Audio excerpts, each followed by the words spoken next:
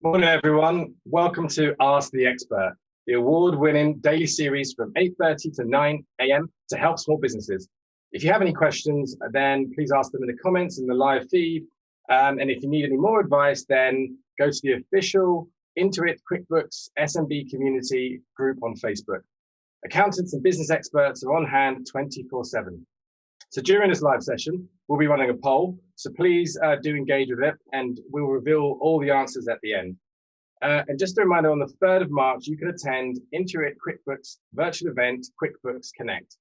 This virtual event brings together entrepreneurs, small business owners, and accountants together to help grow, learn, and connect with each other. So, who am I? So my name is Dino Myers-Lamptey, and I'm the founder of the Barber Shop. We are a strategically led creative company that aims to solve the biggest business problems through data, distribution, and disruptive ideas. We collaborate with the very best specialists and trusted experts to provide unique and innovative solutions for businesses, executing them exceptionally at speed and with a leaner team. So we offer both agency and consultancy services across media, creative, and technology. And we're serviced by senior strategic minds who know how to think as well as do. We also think and work globally, harnessing the power of collective talent, distributed minds, and to provide always-on thinking, executing, and servicing as well. We work with brands that are driven by purpose and those that enrich culture through the pleasure that they bring to society. And these brands include brands like Parkinson's UK, Triumph Lingerie, Dora Mobile, TikTok, and a brand that you'll probably soon be hearing a little bit about, which is called Winnie's Kitchen. So, while we work with many kind of like large international brands, we also work with smaller, disruptive, fast growth brands as well. And these often have a much smaller budget and have different challenges. And one thing you hear a lot about is the word disruption in marketing. I mean, the last 12 months everything has been disruption in the last 12 months. So it's a bit of a claim to say that marketing owns this word. However, this word often comes up a lot in marketing. And when we talk about disruption, it's going beyond just being a challenger in the market. It's about completely reframing the market and also rapidly accelerating your share of customers as well. For us, while disruption mostly happens by having a unique product that solves a real customer need and plugs a hole in the market, there's a lot of disruption that comes through marketing itself. But the question is, how do you get it and how do you guarantee it?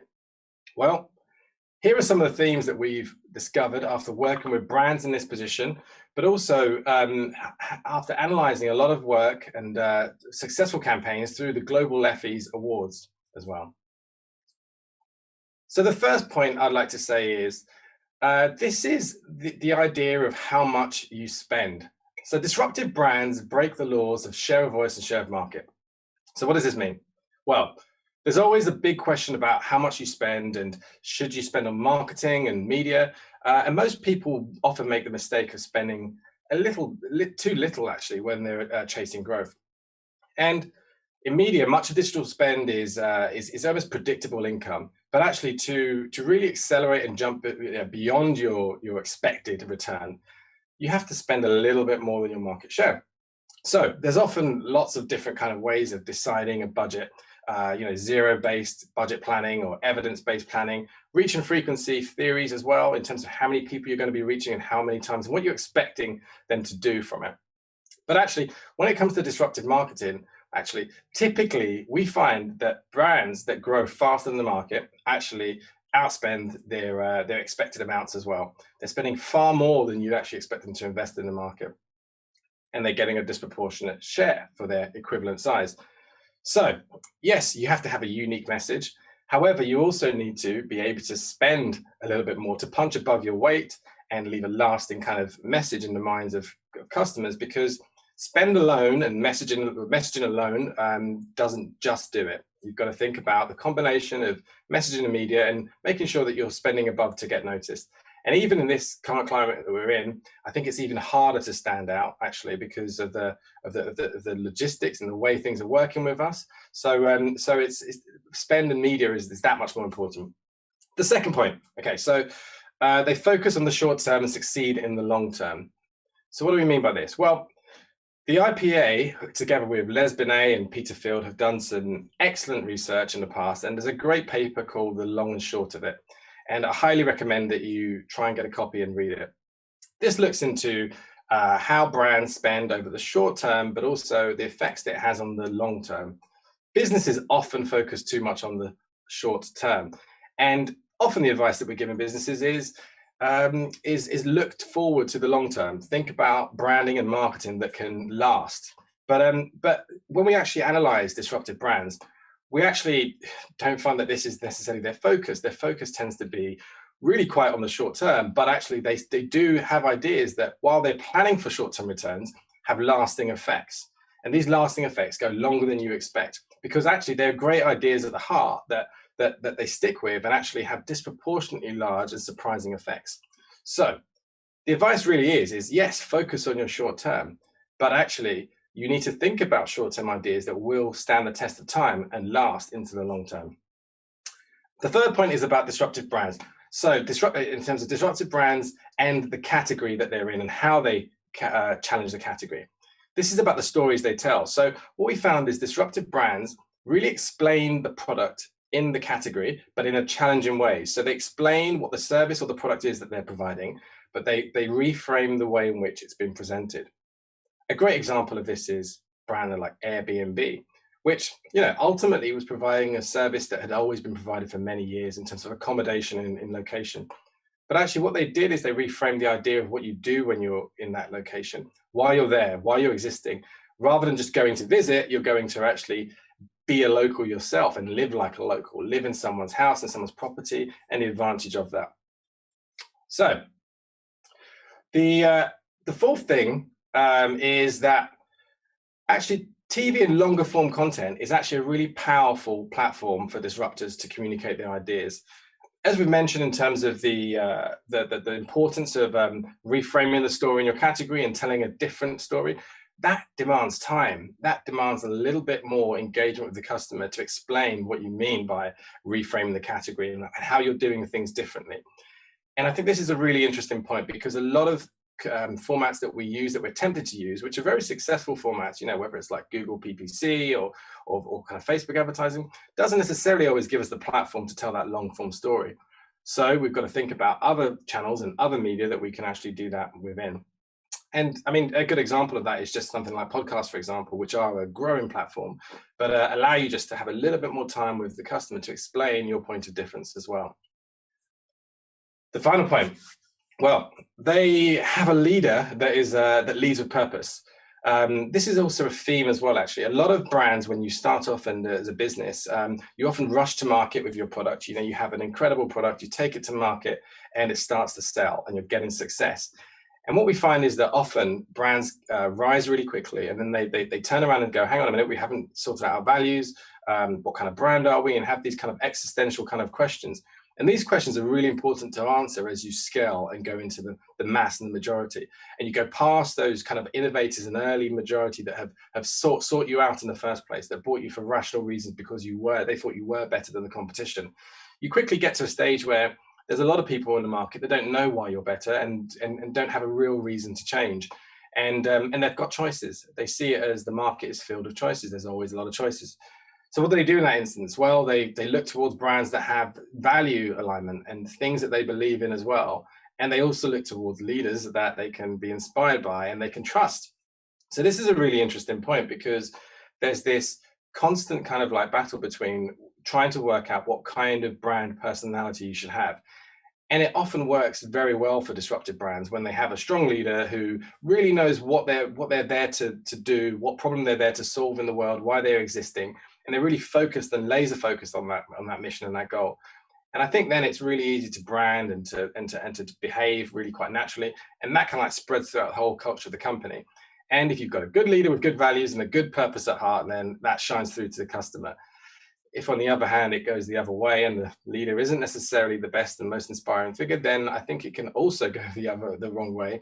And so you've got to really think about, how you're being led and what's been inspiring you to carry on succeeding and to grow and to dominate in the market. And hopefully that is a purpose thing at its heart. And when we talk about purpose, we're talking about people, planet, and all the positive things that we have probably come to realize in this pandemic over the last year that are the most important things. So great. Okay. We've got the poll, and we've got some questions coming in as well. I'd like to, I think the poll is going to be about if you've pivoted your business in the last year. So please use the controls and let us know if you've had to pivot your business in the last year. So we're going to take in some questions. We've got some questions coming in. First question I've got here is from Alanis from Twitter, direct mailing in. Direct messaging in. So what, according to you, should businesses invest in to be relevant in the new customer-driven buying journey? I mean, that's a really interesting question. I don't have an answer for that. Ooh, that's a really interesting question. So the new customer journey, what's happened largely is, as we're all stuck at home, we've got limited ability to go out and actually buy items. The high streets have completely transformed and have changed. We can't just walk into shops anymore and just browse and find things that we like. We have to be very purposeful about what we do and what we look for. That has had a massive kind of digital transformation effect for all these businesses who have very quickly shifted their product online and found ways of giving you what you need and what you want incredibly quickly. And so in terms of in terms of what is relevant now, yes, you need a massively firstly you've got to think about your consumer experience. People are looking for quick delivery, quick response, incredible kind of customer service in a digital and remote sense. So all those kind of like platform things are really quite important. What could have been substituted with a person before in terms of a personality in meeting someone in person has now got to be substituted with brilliant design, brilliant user experience, and a very intuitive response as well. But also in terms of a marketing perspective, in terms of that kind of journey, you've got to think that some things are being missed out here. And you've just got to plot that journey and understand, okay, so you still need to do the awareness piece. You still need to do the consideration piece in terms of the continued communication throughout the funnel. And I think that in terms of what can be forgotten too easily, it's just about how much of that kind of like initial kind of persuasive factor that helps people decide that this is the brand for them, that you need to kind of like do when people aren't in that kind of purchase intent mode. With the internet, you have a lot of people who are very actively seeking things, which on one hand is great because they give you all the right kind of signals, and often you can respond to that in whether it's things like PPC or in a lot of kind of paid social advertising. But actually, the funnel needs filling from people who are not necessarily in market for your product. So it's really important to pull them in with other media and other channels. So think about the things that go beyond just the computer screen, again, so tapping into mobile, but when they're out and about, but also mediums like TV are still very, very strong and very, very effective. So we've got another question from Bashir from Facebook here. What are some of the disruptive marketing trends that you think will prevail in a post-pandemic world? So, I mean, one of the biggest things that's been disrupted here is the lack of being able to do things in the real world. So, quite a big kind of disruptive marketing trend for brands is to do something a little bit of a stunt, so to do something in the real world that people stop in their tracks, look and go, admire and take photos of and share it in a social media sense. And that has been reduced massively. However, in the same light, these are the things that now will stand out even more when they come back into society. I think we're all longing to get out into the real world again and to see things and to be inspired and to be kind of like infused by everything around us again. So the brands that go back to some of the behaviors that were present before, I think will stand out even more. Right now we will be reluctant to do that because we'll be very cautious about, how many people are walking the streets, how many people are going out. But actually the ones that really do take that risk and do something different, I think will be rewarded quite heavily. There's a great Marmite campaign that's out now as well, which is doing exactly that with a special build 48 sheet showing the top of the new product flying into the front of a car, crashing through the windscreen. So I think that there's experiential will come back, in a surprising way. Doing things that are different, that stand out, that people stop and stare at, I think will definitely come back and will work twice as hard. So we've got another question here from Charlotte from an Instagram story. How do you build an efficient, disruptive marketing campaign? Okay, so I think the first thing I'll say is, really understanding your purpose and values. Often you can race ahead with the media part of it and you can start to just, plan the advertising, but make sure there's a truth at your heart of your company and what you're communicating. Really start with the purpose of what you're doing, the values and what you're trying to do, your mission, and let that be the story that kind of like shines through, communicates through in what you do. Then you've got to understand and really segment the market and understand who your audiences are, who is most likely going to want to love that message and respond to it, and try and identify your audience probably on a values-based system. So of course there's demographics and simple things like that, but actually look at the values and the attitudes and the behaviors that you want to connect with, and really communicate and tailor your message towards those values that are present. And I think that what you'll find then is you'll end up building not just customers, but advocates that will stay with you for a very, very long period of time. And then it's about understanding the media that they consume. In this day and age, people consume all media. You often get misled in lots of ways by saying, oh, but 16-year-olds don't watch TV anymore, or I don't watch radio, or newspapers are dead. No, actually, the reality is that these medias are still very strong. They might not necessarily be as big and as grand as they once were before, but the price now in terms of using those mediums reflect the fact that they might have a slightly low circulation or viewership, but they are still really incredibly impactful. And you've got to think about medium communications, not just in terms of reach, but in terms of impact, in terms of the time that it can engage people and how it can change what they're actually going to do. So always think about a broad kind of channel set, but build from ground up. Find your most attractive and most interested customers first, which is usually found through digital media, which is low investment. You can start to trial and test things, try different messages out, and then once you've seen something that's working, be prepared to scale very quickly by increasing the channels, looking towards more broadcast channels, things that are going out there, influencing the public at mass, and you'll see your business start to rocket. Okay, we've got a message from Danilo from Facebook Messenger here. Hi, Dino. I wanted to know if disruptive marketing can help a small business, regardless of its size and budget. Would you be able to share a real-world example? Thanks. Absolutely. A great real-world example, and the answer is yes for that, and absolutely. I mean, often, small brands don't have the budgets to really compete, but actually that can be an incredible advantage. I always remember the great story of how Red Bull started, which was told to me by one of my previous bosses. And Red Bull had this kind of challenge where they were a drink that was a very strange product ultimately, that was hard to explain to people exactly what it was. So they put it into the advertising room workshops and they were planning all these different campaigns for it.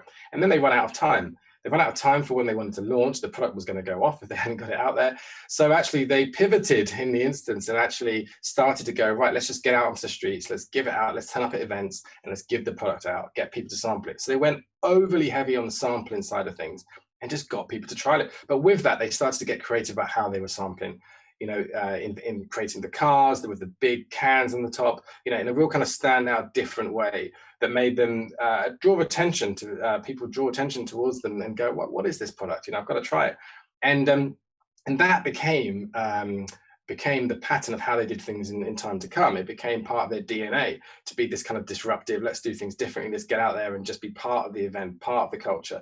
And that really worked for them. But again, they spent very little on marketing in terms of from a traditional advertising sense there, because they just run out of time.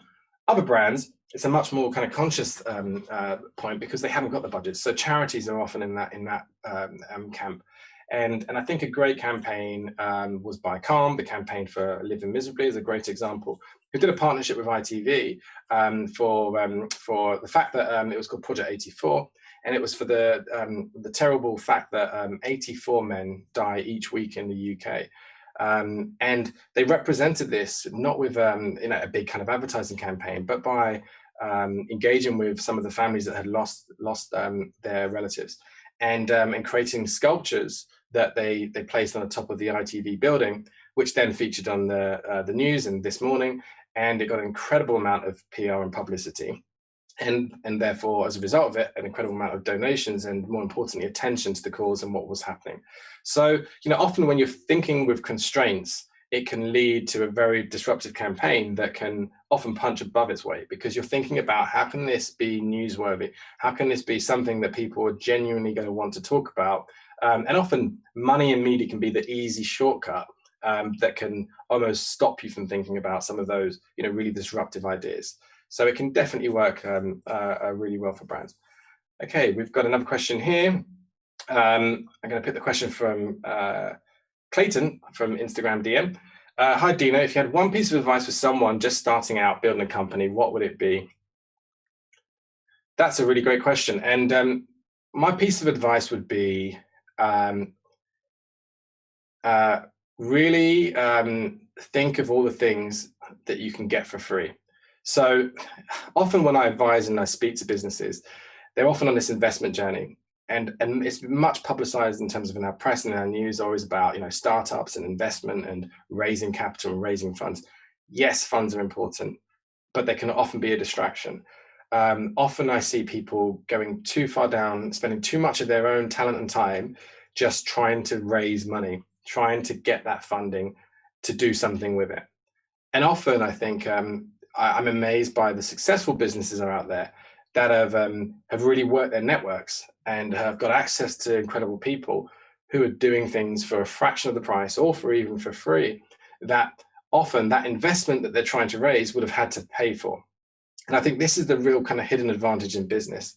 It's actually how you can really get people to open the doors for you, how you can get people to have those conversations, to make those connections, because the right person making the right connection for you is worth £1 million or more even. There's some incredible things that can happen just by relationships, and I think you've got to double down on those things and really kind of like make those solid. As a business leader, I think you've got to think more about the people side of things, how people make decisions, how people really kind of like how businesses progress through those kind of like partnerships and deals being done on that level. I think those are things that will accelerate your business more. So yes. So we've got another question here from Cameron from Facebook Messenger. What has been your most memorable and dear campaign where a disruptive marketing idea changed the tides in favor of your client? There's a few that I've worked on that I could say this has definitely been the case. And I think that, one that I'll probably mention, which I'm going to try and think of something that you all probably have seen on your TV screens and seeing was definitely with probably Suzuki as a brand. Suzuki was a brand that we worked on for many years, and Suzuki cars specifically, because everyone, when you say Suzuki, thinks about motorbikes or motorboat engines. And then this was in part their problem. No one really thought about them in terms of cars. They were 2.5% share of the market. And for many years, we would do advertising campaigns for them. And what we were trying to always trying to get at in this instance was the fact that why customers loved Suzukis were because they were fun to drive, they were different, they were quirky. And there wasn't another kind of like real kind of standout kind of, technical product reason as such. And often that's where cars go down. They go down that kind of technical reason, 0 to 60 and all the specifications. But I think that when you try and often kind of make a funny ad, sometimes it can be a laugh for a minute, but then it doesn't necessarily land the positioning of the brand. So we went a little bit disruptive in terms of in the following year, and did an interesting partnership with two very funny people, which was Ant and Dec, and really gave them the license to think differently about the product itself and just be themselves in terms of, but around the product. So the product became the subject of kind of their jokes in a sense, and this partnership went on with ITV and Ant and Dec, and effectively they produced a lot of content that was in line with the shows that they made. All the different kind of like Saturday night kind of takeaway kind of games and things that happen on there. They did the Suzuki versions of that, and it really kind of like broke that kind of barrier of understanding for customers. And it wasn't the fact that the thing that was disruptive about this was the fact that brands usually brands often borrow talent and put them into their own ads and say it's this celebrity advertising this product, but actually we went into their world and gave them permission to use the brand in their world, and to we kind of like release the control as such, which is often a hard thing to do as a brand, because you're trying to kind of give these kind of tight guidelines and write the script. But it was very much a case of no, you write the script, you run away with it, you guys are funny, and that's why people love you. So do what you do, and just let the brand fit in. And it worked really well, really naturally. And there was incredible results. So the first year that we did it, there was a 20% growth in Suzuki sales, an incredible turnaround, and it's been flying in that kind of right direction ever since. Okay, another question from Gillian. Yeah, Gillian, this is going to be the last question from Twitter. Good morning. What tools do you recommend to invest in that can help a business on its journey of disruptive marketing? Excellent question. Back to the bit of advice I gave a little bit earlier on about the question, is a surprising amount that you can get for free, and definitely sweat the amount that you can get for free. And what I mean by that is, yes, there are some tools that you should definitely buy, QuickBooks being one of them, but there's a lot of kind of like, software that is can make you incredibly efficient in what you do. So for example, there's a great brand for called Inflow, for example, which is if you're trying to look to generate more content on your blogs and much more SEO relevant content, that can there's quite a few tools that at a very kind of cost-effective price can give you such a lot from it. Mail programs like MailChimp, for example, an incredible amount of return there. Typeform for surveys and research, and they're actually really quite good value. Zoom, I mean, who would have thought that? But Zoom is a must-have, and they're pretty low-cost tools, on a monthly subscription basis, which you can cancel at any time. But when it comes to marketing tools, there's an incredible amount of expense that often goes into marketing tools. So whether it's looking at, there's some smart tools like, TGI audience analysis tools and, YouGov profiles and things like that. These are often tools that agencies have, which, you won't just be able to get for free. But if you have a relationship with an agency, then you can get that insight for free. And, you can get a lot of that kind of market understanding, get a lot of that kind of like, what does the Mintel report say, that can really give you an understanding of, total addressable market, who the people are. But also you should just be prepared to potentially do some bespoke things yourself. So actually go out there and do a little research study yourself. And, you can do this in a relatively low cost way in terms of, quantitative kind of surveys, so online kind of surveys and polls. But you can also do it with a slightly bigger budget when, you're looking at things like focus groups. But definitely start with, even if it's friends and family and things like that, to get a real understanding of the audience. That's the key thing first and foremost. And then when it comes to understanding the media, there are some kind of bits of some tools. So for example, in platform tools like Facebook Insights and Google Insights, which are excellent, but you need to know how to use them. But I would definitely try and learn some of those tools because they're rich with insight, and that's a good kind of low cost way to start off with understanding your audience. Okay, we've got to round up for the poll now. So the poll results, are in. So we asked you, have you pivoted your business in the last year? And 33% of you answered yes, and 67% of you said no. Probably slightly less than I expected, actually, that said yes, because from what I hear, there's been a lot of pivoting going on, particularly in the digital transformation area. But that's a bit of good news, actually, because hopefully you've just been able to strengthen what you do as your core of your business through using digital and more kind of like tools in that sense. But that is really, really great to know. Okay, thank you very much for tuning in this morning. If you want to get in contact with me, you can email me at dino@wearetbs.com or send me a DM on LinkedIn. There's only one Dino Myers-Lamptey, thankfully. So coming up on Ask the Expert on Monday is Eva Mazikova, and she is a business accountant market specialist for Iris Software Group, and also has her own accountancy practice. So tune in to get advice on how to prepare for your self-assessment. So don't forget to join the Intuit QuickBooks SMB group on Facebook, and also be mindful, also the Mindful Tax Kit that you can find a link in the comments as well that will be dropped in. So I hope you've enjoyed answering the questions me answering the questions this morning and talking about disruptive marketing. Have a great weekend. Thank you.